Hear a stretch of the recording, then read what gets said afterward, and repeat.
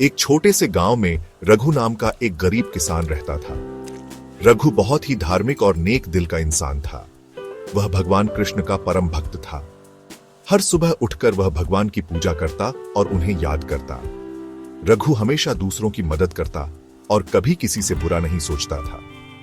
रघु के पास बहुत कम संसाधन थे, लेकिन वह हमेशा खुश रहता था। वह जानता था कि भगवान कृष्ण हमेशा उसके साथ हैं और उसका ख्याल रखते हैं। रघु अपनी गरीबी के बावजूद हमेशा दूसरों की मदद करता। वह अपने खेतों में कड़ी मेहनत करता और जो भी अनाज उगाता उसका कुछ हिस्सा भगवान को अर्पित करता। वह मानता था कि भगवान की कृपा से ही उसे जीवन मिला है और उसे जो कुछ भी मिलता है वह उन्हीं का दिया हुआ है। रघु की भक्ति और नेकनियत पूरे गांव में प्रसिद्ध थी। लोग उसे बहुत सम्मान देते थे और उससे प्रेरणा लेते थे। एक बार गांव में भगवान कृष्ण का एक बहुत बड़ा मेला लगने वाला था।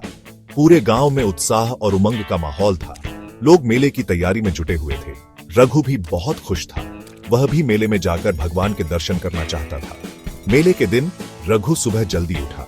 उसने स्नान किया और साफ कपड़े पहने। उसने अपने खेतों से ताजे फल और फूल तोड़े।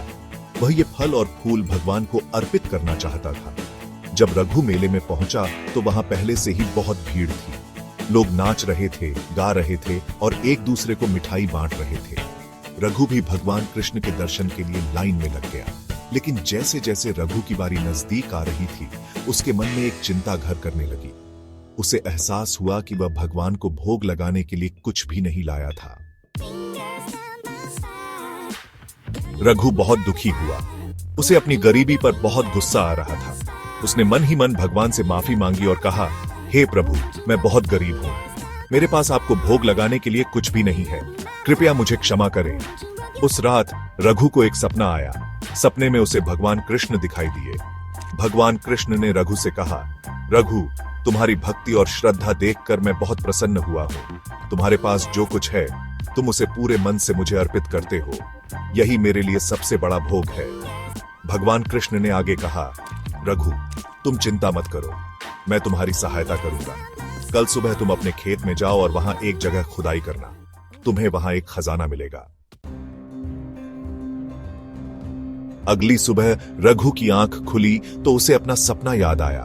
वह जल्दी से अपने खेत में गया और उस जगह पर खुदाई करने लगा जहां भगवान कृष्ण ने उसे बताया था। खुदाई करते समय उसे वहां एक मटका मिला। मटके में सोने के सिक्के भरे हुए थे। रघु समझ गया कि यह भगवान कृष्ण की कृपा है। उसने भगवान का शुक्रिया अदा किया। रघु ने इस धन का उपयोग अपने और अपने गांव वालों के जीवन को बेहतर बनाने के लिए किया। उसने अपने लिए एक नया घर बनाया और अपने खेतों को और विकसित किया। लेकिन रघु कभी भी अपनी नई समृद्धि को अपने ऊपर हावी नहीं होने दिया। वह हमेशा दूसरों की मदद करता रहा और भगवान कृष्ण की भक्ति में लीन रहा। रघु की कहानी हमें सिखाती है कि सच्ची भक्ति और नेकनियत का फल हमेशा मीठा होता है।